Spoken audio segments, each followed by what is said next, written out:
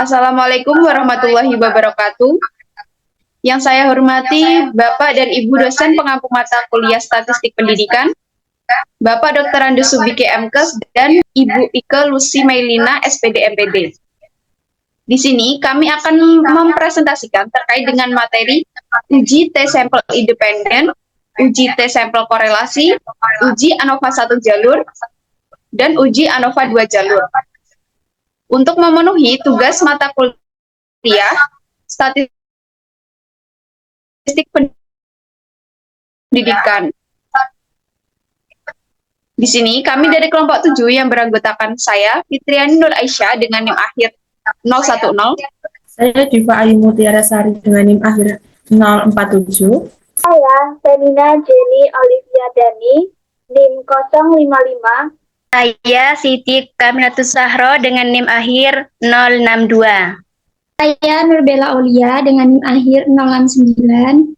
Dan saya Novinda Fitra Prasasti dengan NIM akhir 077. Presentasi kami kali ini diawali dengan penyampaian materi, kemudian ditutup dengan penutupan. Yang pertama, kami akan melakukan uji T sampel independen. Pengertian dari uji T sampel independen atau yang biasa disebut dengan uji T 2 sampel bebas adalah uji statistik yang menggunakan perbandingan data dari dua kelompok independen untuk mengetahui apakah ada perbedaan yang signifikan antara kelompok tersebut. Uji ini berfungsi untuk menentukan apakah perbedaan rata-rata antara dua kelompok yang berbeda atau tidak berpasangan secara statistik. Adapun contoh dari kasus uji T sampel independen adalah dilakukan penelitian untuk mengetahui kecepatan memasuki dunia kerja antara lulusan SMA dan SMK berdasarkan dengan 22 responden lulusan SMA dan 18 responden lulusan SMK. Hingga diperoleh data bahwa lama menunggu untuk mendapatkan pekerjaan kedua kelompok lulusan sekolah tersebut. Kemudian, data yang kami gunakan untuk uji T sampel independen ini adalah menggunakan rata-rata nilai ujian tengah semester atau UTS dari mata kuliah fisika dasar mahasiswa dari kelas A dan B dengan menggunakan metode pembelajaran diskusi. Adapun data yang kami gunakan adalah sebagai berikut. Kemudian, langkah pertama untuk melakukan uji T sampel independen adalah menentukan hipotesis penelitian dan statistiknya. Adapun hipotesis penelitian kami yaitu yang pertama, tidak terdapat perbedaan signifikan antara rata-rata nilai ujian tengah semester UTS mata kuliah fisika dasar mahasiswa kelas A dan B telah dilakukan metode pembelajaran diskusi. Kemudian, H1 atau hipotesis alternatif, terdapat perbedaan signifikan antara rata-rata nilai ujian tengah semester atau UTS mata kuliah fisika dasar mahasiswa kelas A dan B telah dilakukan metode pembelajaran diskusi. Adapun hipotesis statistiknya yaitu H0 mu A sama dengan mu B, kemudian H1 sama dengan mu A tidak sama dengan mu B. Adapun keterangan dari mu A adalah rata-rata nilai ujian tengah semester mata kuliah fisika dasar mahasiswa kelas kontrol. Kemudian mu B sama dengan rata-rata nilai ujian tengah semester atau UTS mata kuliah mahasiswa kelas eksperimen. Yang pertama adalah menentukan taraf signifikasi. Taraf signifikasi yang kami gunakan atau alfa sama dengan 5%. Kemudian menentukan uji yang digunakan uji T sampel bebas. Kemudian menentukan kaidah pengujian yaitu dengan yang pertama menentukan nilai T hitung. Di mana T hitung positif yaitu jika T hitung lebih besar dari T tabel maka H0 ditolak dan H1 diterima. Namun jika T hitung lebih kecil dari T tabel maka H0 diterima dan H1 ditolak. Kemudian selanjutnya adalah jika nilai T hitungnya negatif sama dengan nilai T hitung positif namun hanya ditambahi dengan tanda minus. Kemudian yang keempat adalah menentukan T hitung dan T tabel. Yang pertama adalah menentukan mean dari kelas kontrol. Yang mana kami mendapatkan mean dari kelas kontrolnya adalah 78,52. Kemudian menghitung nilai varian. Kami mendapatkan nilai yaitu 77,6783. Kemudian selanjutnya menghitung mean dari kelas eksperimen, kami mendapatkan 81,56. Kemudian selanjutnya menghitung nilai varian dari kelas eksperimen yaitu didapatkan 54,09. Kemudian selanjutnya adalah menghitung T hitung, yaitu kami mendapatkan nilai minus 1,3242. Kemudian selanjutnya adalah menentukan T-tabel, yang mana kami mendapatkan nilai sebesar 2,01063. Kesimpulan yang didapat adalah H0 sama dengan min 1,3242 dan H1 sama dengan 2,01063. Sehingga hasil yang didapatkan yakni dengan nilai min 1,3242 kurang dari 2,01063, sehingga dapat disimpulkan bahwa H0 sama dengan diterima, yang berarti tidak terdapat perbedaan signifikasi antara hasil ujian tengah semester atau UTS mata kuliah fisika dasar pada kelas kontrol dan kelas eksperimen setelah dilakukan model pembelajaran metode diskusi. Baik, di sini saya akan menjelaskan tentang langkah-langkah uji T independen menggunakan SPSS. Yang pertama, membuat variabel bio. Dengan mengisi bagian valus untuk variabel kelas, maka klik non hingga muncul value table. Kemudian pada kotak value isikan 1 dan kotak label isikan kelas A. Begitu juga dengan value 2 label kelas B, lalu klik OK. Kemudian mengisi data untuk variabel nilai UTS dan variabel kelas dengan kode kelas A, kode 1, dan kelas B kode 2. Langkah selanjutnya yaitu klik Analyze Compartments Independent T-Test. Lalu akan muncul kotak dialog Independent T-Test, kemudian masukkan variabel nilai UTS di bagian tes variabel dan kelas di grouping valus. Selanjutnya, klik Define Group, maka muncul kotak dialog Define Groups, maka kotak grup 1 isikan 1, pada grup 2 isikan 2, lalu klik Continue.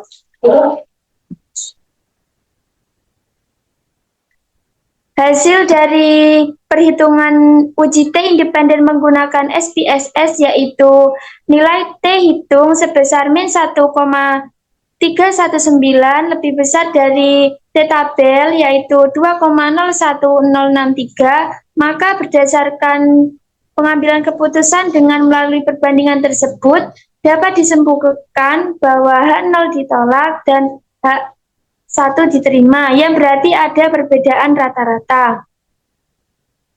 Baik, saya akan menjelaskan mengenai uji T sampel korelasi. Menurut Sharfield 2019, uji T sampel berpasangan dapat disebut dengan Paired Sample T-Test. Uji sampel yang berkorelasi merupakan sampel yang sudah disamakan variabel-variabelnya, kecuali variabel yang ingin dicobakan tersebut. Sehingga, kedua kelompok masing-masing anggota sampel mempunyai pasangan yang variabelnya sudah disamakan dengan sampel yang lain. Dan menurut Sugiono 2023, T-Test digunakan untuk menguji hipotesis komparatif dua sampel yang berkorelasi. Apabila datanya memiliki bentuk ordinal, teknik ini dinamakan dengan uji tanda T-Test. Karena data yang akan dianalisis akan dinyatakan dengan bentuk berupa tanda-tanda, yaitu tanda positif dan negatif. Tanda positif dan negatif dapat diketahui dengan didasarkan pada perbedaan nilai antara satu dengan yang lainnya dalam pasangan yang tersebut. Contoh kasus uji T sampel korelasi adalah dilakukan penelitian untuk mengetahui ada tidaknya perbedaan kerja guru sebelum dan sesudah diberikan kendaraan dinas. Berdasarkan 25 sampel guru yang dipilih secara acak, dapat diketahui bahwa produktivitas guru sebelum dan sesudah diberikan kendaraan dinas. Di sini data uji sampel yang kami gunakan yaitu menggunakan tes awal dan tes akhir sejumlah 25 data. Di sini rata-rata tes awal didapatkan 58,4, tes akhir didapatkan 67,8, kemudian simpangan baku pada tes awal 12,55, simpangan baku tes akhir 14,84. Kemudian varians didapatkan tes awal 157,75, tes akhir 129,33. Hipotesis penelitian H0 sama dengan tidak ada perbedaan penguasaan konsep fisika siswa sebelum dan sesudah dibelajarkan dengan pembelajaran jigsaw. H1, ada perubahan penguasaan konsep pembelajaran fisika sebelum dan sesudah dibelajarkan dengan pembelajaran jigsaw. Hipotesis statistik H0 banding mu1 sama dengan mu2. H1 banding mu1 tidak sama dengan mu2. Langkah-langkah uji statistik manual. Yang pertama, menggunakan cara signifikansi yaitu 5%. Kemudian yang kedua, menentukan uji yang digunakan, uji T sampel berpasangan. Kemudian yang ketiga, kaidah pengujian. Jika T hitung lebih besar T tabel, maka H0 ditolak, atau minus T tabel lebih besar T hitung, maka H0 ditolak. Kemudian jika minus T tabel lebih kecil T hitung, lebih kecil T tabel, maka H0 diterima. Langkah-langkah uji statistik manual. Yang pertama, membuat tabel penolong. Membuat X1 dikurangi X bar kuadrat, kemudian membuat Y1 minus Y bar kuadrat, kemudian X dikali Y, kemudian X kuadrat, kemudian Y kuadrat. Langkah selanjutnya yaitu menghitung nilai rata-rata dengan rumus X bar sama dengan sigma X I per N dibagi N. Dihasilkan 1460 dibagi banyaknya jumlah 25, hasilnya adalah 58,4. Kemudian tes akhir, Y bar sama dengan sigma Y dibagi jumlah data, yaitu 1695 dibagi 25 dihasilkan 67,8. Kemudian menghitung nilai varians. Tes awal Sx kuadrat sama dengan sigma X1 dikurangi X bar kuadrat dibagi N-1 dihasilkan 3786 dibagi 25 dikurangi 124 dihasilkan 157,75. Kemudian tes akhir Sy kuadrat sama dengan Y1 dikurangi Y bar dikuadratkan dibagi N-1 dihasilkan 3104 dibagi 25 dikurangi 1 dihasilkan 129,33. Kemudian menghitung standar deviasi. Tes awal S akar Sx kuadrat sama dengan 157,75 dihasilkan 12,56. Kemudian tes akhir Sy kuadrat dihasilkan 100 akar 129,33 dihasilkan 11,372. Kemudian menghitung nilai korelasi. R sama dengan jumlah data N sigma X kali Y dikurangi sigma X dikali sigma Y dibagi akar jumlah data N sigma X kuadrat dikurangi sigma X kuadrat dikurangi jumlah data sigma Y kuadrat dikurangi sigma Y pangkat 2 dihasilkan 25 dikali 1021,50 dikurangi 1460 dikali 1695 dibagi akar 25 dikali 89.050 dikurangi 1460 akar kuadrat dikali 25 dikali 11.825 dikurangi 160.695 akar kuadrat. Kemudian dihasilkan 79.050 dibagi 7344 dikali 7760. Hasil akhirnya yaitu 0,92. Kemudian mencari nilai T hitung. T hitung sama dengan X dikurangi Y dibagi akar X nilai X kuadrat per N1 ditambah SY kuadrat per N2 dikurangi 2R dikali SX per akar N1 dikali SY per akar N2. Kemudian dihasilkan T hitung yaitu minus 195,83. Kemudian langkah selanjutnya yaitu menentukan T tabel. Menentukan nilai T tabel sama dengan T tabel signifikan T sama dengan 5% karena uji dua pihak tutel. Maka nilai T tabel adalah 0,05 per 2 sama dengan 0,025. DP sama dengan N dikurangi 1 sama dengan 25 dikurangi 1, 24. Sehingga T tabel adalah 2,064. Kemudian kita tarik kesimpulan, T hitungnya tadi minus 1,253, T tabelnya 2,064. T hitung lebih kecil dengan T tabel, minus 1,253 lebih kecil 2,064, atau minus T tabel lebih kecil minus T hitung. Maka H0 diterima, artinya tidak ada perbedaan pada pembelajaran konsep fisika sebelum dan sesudah dibelajarkan dengan pembelajaran zigzag. Selanjutnya langkah-langkah uji T kolerasi menggunakan aplikasi SPSS. Langkah pertama, buka aplikasi SPSS, kemudian klik variable view. Kemudian isi kolom pertama variabel X dan kolom kedua variabel Y. Pada tabel X isi tes awal dan tabel Y itu isi tes akhir. Langkah selanjutnya, klik menu data view yang ada di bawah. Kemudian input data. Variabel X data tes awal dan variabel Y data tes akhir. Langkah selanjutnya, klik Analyze Correlate Bifurcate. Kemudian muncul kotak dialog Bifurcate Correlation. Lalu pindahkan variabel tes awal dan tes akhir ke kanan atau kotak dialog variables, kemudian klik OK. Setelah itu akan muncul tabel hasil kolerasi.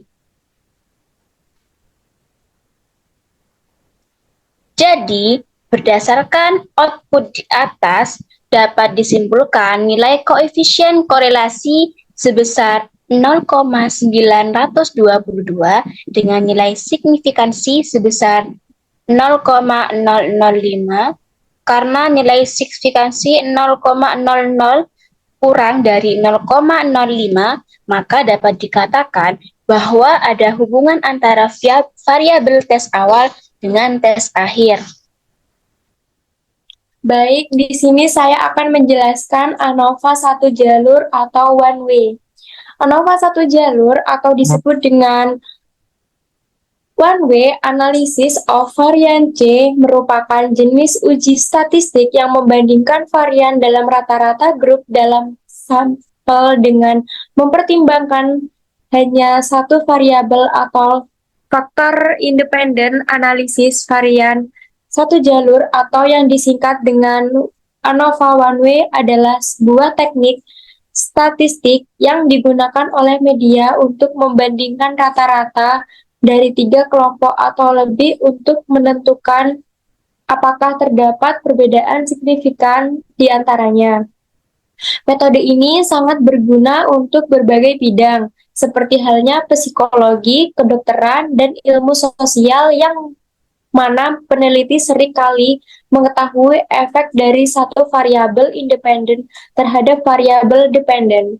ANOVA satu jalur atau one way digunakan untuk mengetahui perbedaan rata-rata dari beberapa kelompok yang disebabkan oleh satu variabel bebas yang terdiri dari beberapa jenis.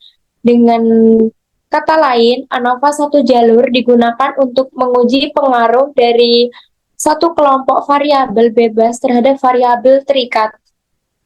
Berikutnya contoh kasus uji ANOVA satu jalur. 3 kelompok siswa dalam pelajaran matematika diajar dengan menggunakan metode yang berbeda-beda. yaitu metode ceramah, diskusi, dan penugasan. Setelah selesai proses pembelajaran, diberikan tes dari materi pembelajaran tersebut. Berikutnya yaitu data ANOVA 1 jalur. Pada tabel 1, data hasil belajar fisika 3 kelompok siswa dengan menggunakan metode belajar yang berbeda. Yang pertama yaitu kelompok A metode ceramah dengan data 20, 18, 18, 16, dan lain sebagainya. Pada kelompok B metode diskusi dengan data sebanyak 20, 20, 19, 17, dan lain sebagainya. Berikutnya pada kelompok C, metode penugasan dengan banyak data 19, 19, 20, 20, dan lain sebagainya. Pada tabel 2, persiapan untuk menghitung ANOVA 1 jalur. Terdapat metode ceramah pada X1 dengan data sebanyak 20, 18, 18, 16, dan lain sebagainya. Pada X2 kuadrat sebanyak 400, 324, 324, dan lain sebagainya. Pada metode diskusi pada X2 dengan data sebanyak 20, 20, 19, 17, dan lain sebagainya. Pada X2 kuadrat sebanyak 400, 400, 361, 289, dan lain sebagainya. Pada metode penugasan X3 dengan data sebanyak 19, 19, 20, 20, dan lain sebagainya. Pada X3 kuadrat sebanyak 361, 400, 400, dan lain sebagainya. Pada metode ceramah, pada tabel X1 terdapat nilai N1 sebanyak 10, X1 sebanyak 165, dan 1 sebanyak 16,5, sedangkan NT sebanyak 30. Pada metode ceramah X1 kuadrat terdapat data XR kuadrat sejumlah 2.781. Pada metode diskusi, N2 sebanyak 10, X2 sebanyak 183, 2 sebanyak 18,3, dan XT sebanyak 539. Pada metode diskusi X2, terdapat data X2 kuadrat sebanyak XR kuadrat sebanyak 3.373. Pada metode penugasan, terdapat data N1 sebanyak 10, M3 sama dengan 10, X3 sama dengan 191, 3 sama dengan 19,1, dan XT kuadrat sama dengan 10.572. Pada metode penugasan, X3 kuadrat sebanyak 4.818. Selanjutnya untuk perhitungan ANOVA 1 jalur, yang pertama kita menghitung sum of square atau SS atau disebut juga dengan jumlah kuadrat atau JK. Yang pertama kita mencari C dengan rumus jumlah XT kuadrat dibagi dengan NT dan mendapatkan hasil 9.684,03, dan selanjutnya mencari SST dengan rumus jumlah XT dikurangi dengan C dan mendapatkan hasil 887,967, dan selanjutnya mencari SSB dengan rumus XT 1 kuadrat dibagi dengan N1 ditambah dengan X jumlah XT 3 dikuadratkan dibagi dengan NT ditambah jumlah XT kuadrat dikurangi dengan C dan mendapatkan hasil dengan 21,6, dan selanjutnya mencari SSW dengan rumus SST dikurangi dengan SSB dan mendapatkan 106,67. Selanjutnya kita menghitung degree of freedom dan mendapatkan DFT sama dengan 30 kurangi 1 sama dengan 29, dan DFB mendapatkan 2, dan DFB mendapatkan 27. Selanjutnya mencari varian. Yang pertama, MSB sama dengan SSB dibagi dengan DFB dan mendapatkan hasil 10,15. Yang kedua, MSW dibagi dengan DFW mendapatkan hasil 3,175. Dan selanjutnya menghitung F. F sama dengan MSB dibagi MSW dan mendapatkan hasil 2,72. Maka hasil F hitung dibandingkan dengan F tabel dengan berpedoman DFB sama dengan 2, DFB sama dengan 27, di mana DFB sama dengan pembilang, DFB sama dengan penyebut, maka F tabel adalah 0,074, untuk alfa sama dengan 0,05. Ini berarti bahwa F hitung lebih dari F tabel. Dengan demikian, terdapat perbedaan hasil belajar yang signifikan di antara ketiga kelompok tersebut. Kesimpulan perhitungan ANOVA satu jalur dengan menggunakan perhitungan manual. Hasil perhitungan ANOVA dimasukkan dalam sebuah tabel untuk memudahkan orang membacanya dengan cepat. Penggunaan tabel rangkuman perhitungan ANOVA ini akan membantu pembaca melihat semua hasil perhitungan yang dilakukan dalam ANOVA. Tabel rangkuman perhitungan tersebut dapat dilihat sebagai berikut, dan didapatkan sum of square between group dengan hasil 21,6, degree of freedom 2, mean square 10,15, dan F tabel 0,07 dan F hitung 2,72. Ini adalah hasil dari SPSS, dan cara langkah-langkah SPSS yang pertama dengan buat data di Excel dahulu agar memudahkan untuk memindahkan di SPSS.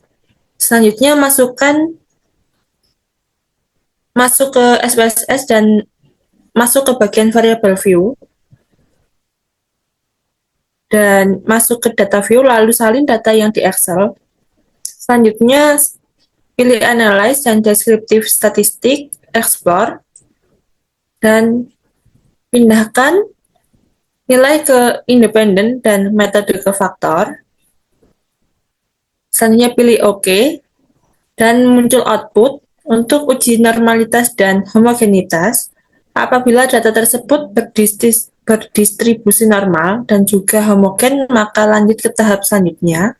Dan ini adalah hasil dari uji normalitas dan homogenitas dari ANOVA satu jalur melalui SPSS, dan didapatkan nilai signifikan dari tes homogen yaitu 0,296, dan DF-nya itu sama 2, dan DF2 itu sama dengan 27, dan nilai signifikan 0,200 lebih dari alfa sama dengan 0,05, sehingga data tersebut berdistribusi normal. Dan nilai based on mean signifikannya 0,0279, alfa 0,05, sehingga data tersebut merupakan data yang homogen. Kemudian yang terakhir adalah uji ANOVA dua jalur atau two-way. ANOVA dua jalur atau ANOVA two-way adalah metode statistik yang digunakan untuk menganalisis dari dua variabel independen terhadap satu variabel dependen. Menurut Purwanto, ANOVA dua jalur adalah ANOVA untuk menguji perbandingan beberapa kelompok juga dua jalur. Sedangkan menurut Sugiono, ANOVA adalah klasifikasi ganda atau dua jalur merupakan teknik statistik inferensial parametris yang digunakan untuk menguji hipotesis komparatif lebih dari dua sampel. Tujuan dari uji ANOVA dua arah adalah untuk mengetahui apakah ada perbedaan antara lebih dari dua sampel independen yang dibagi antara dua variabel atau faktor. Kemudian apakah ada pengaruh dari berbagai kriteria yang diuji terhadap hasil yang diinginkan. Kemudian apakah variabilitas hasil disebabkan oleh faktor-faktor yang dianalisis atau hanya kebetulan. Kemudian selanjutnya adalah contoh kasus dari uji ANOVA dua jalur. Seorang peneliti ingin mengetahui efektivitas metode mengajar, misalnya metode ceramah dengan metode diskusi, dalam suatu mata pelajaran tertentu bagi siswa yang mempunyai minat belajar yang berbeda-beda. Misalnya, siswa yang berminat tinggi dan berminat rendah. Setelah memberikan perlakuan atau pelaksanaan pembelajaran, lalu diadakan tes. Adapun data yang kami gunakan adalah menggunakan tingkatan minat tinggi dan rendah dengan menggunakan metode pembelajaran, metode ceramah, dan juga metode demonstrasi. Adapun hipotesis penelitian dan statistiknya yaitu hipotesis penelitian H0, tidak ada perbedaan nilai rata-rata antar kelompok data minat tinggi mahasiswa dan kelompok data minat rendah mahasiswa. Kemudian HA sama dengan ada perbedaan nilai rata-rata antar kelompok data minat tinggi mahasiswa dan minat rendah mahasiswa. Kemudian H0 tidak ada pengaruh pada nilai rata-rata kelompok data menggunakan metode ceramah terhadap perlakuan kelompok data menggunakan metode demonstrasi. Kemudian HA ada pengaruh pada nilai rata-rata kelompok data menggunakan metode ceramah terhadap perlakuan kelompok data menggunakan metode demonstrasi.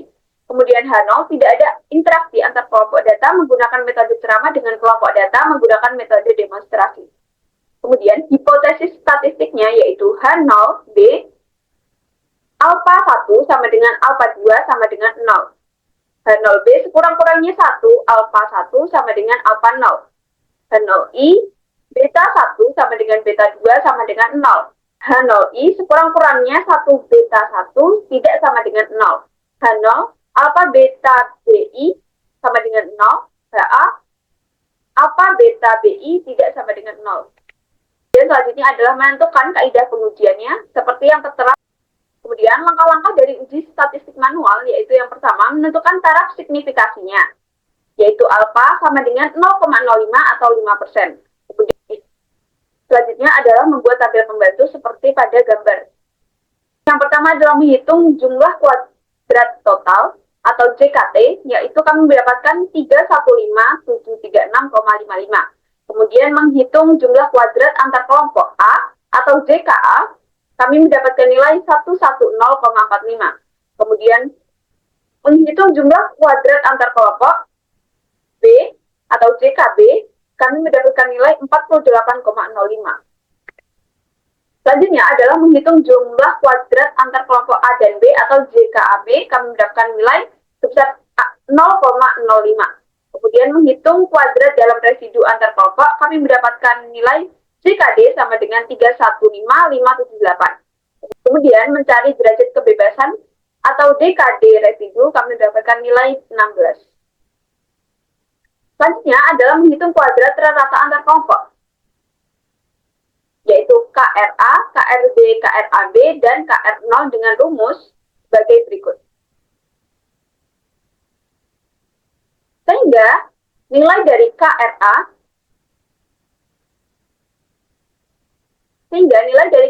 didapatkan yaitu 110,45. Kemudian KRB sama dengan 48,05 dan KRAB 0,05.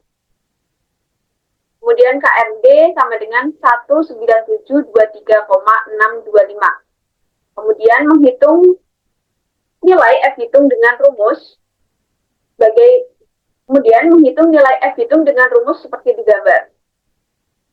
Sehingga didapatkan nilai FA sama dengan 0,0055998834, FB sama dengan 0,0024361648, dan FAB sama dengan 0,00002535. Selanjutnya adalah mencari nilai F tabel, FA, FB, FAB masing-masing kelompok dengan rumus seperti di gambar. Sehingga didapatkan FA tabel sama dengan 4,49, FB tabel sama dengan 4,49, FAB tabel sama dengan 4,49. Kemudian, membuat tabel ringkasan hasil ANOVA 2 jalur yang dapat dilihat seperti di gambar. Kesimpulan dari hasil perhitungan manual yaitu yang pertama, tidak ada perbedaan nilai statistik mahasiswa antara metode ceramah dan metode demonstrasi. Yang kedua adalah tidak ada perbedaan nilai statistik antara mahasiswa yang memiliki minat tinggi dengan minat rendah. Kemudian yang ketiga, tidak ada interaksi hasil belajar antara kelompok metode pembelajaran dengan kelompok minat. Baik, di sini saya akan menjelaskan tentang langkah-langkah uji ANOVA 2 jalur menggunakan aplikasi SPSS.